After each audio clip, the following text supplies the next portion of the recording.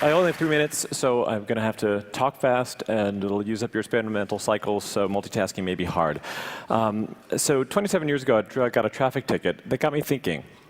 I've had some time to think it over, and energy efficiency is more than just about the vehicle. It's also about the road. Road design makes a difference, particularly intersections, of which there are 2 types, signalized and unsignalized, which means stop signs. 50% of crashes happen in intersections. Roundabouts are much better. A study of 24 intersections have found crashes drop 40% from when you convert a traffic light into a roundabout. Injury crashes have dropped 76%, fatal crashes down 90%. But that's just safety. What about time and gas? So traffic keeps flowing, so that means less braking, which means less accelerating, less gas, and less pollution. Less time wasted, and that partly accounts for Europe's better efficiency than we have in the United States. So unsignalized intersections, meaning stop signs, they save many lives, but there's an excessive proliferation of them. Small roundabouts are starting to appear.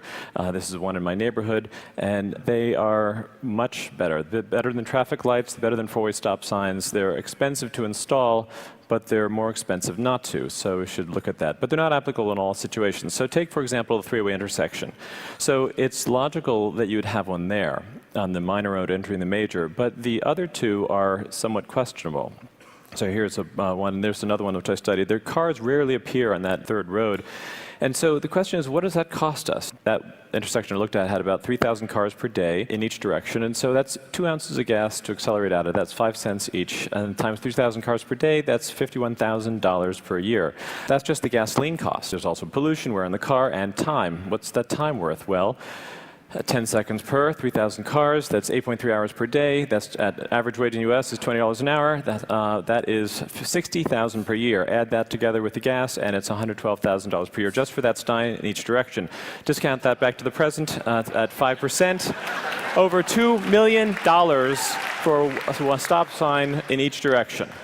Now, if you look at what that adjacent property is worth, you could actually buy the property, cut down the shrubbery to improve the sightline, and then sell it off again, and you'd still come out ahead.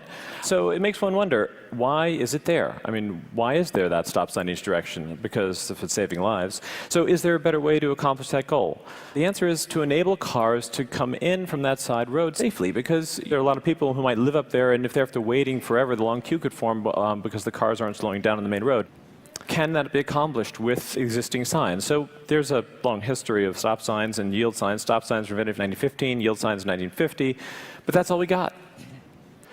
So why not use a yield sign? Well, the meaning of yield is you must yield the right of way. That means if there are 5 cars waiting, you have to wait till they all go, then you go. It lacks the notion of alternating or taking turns.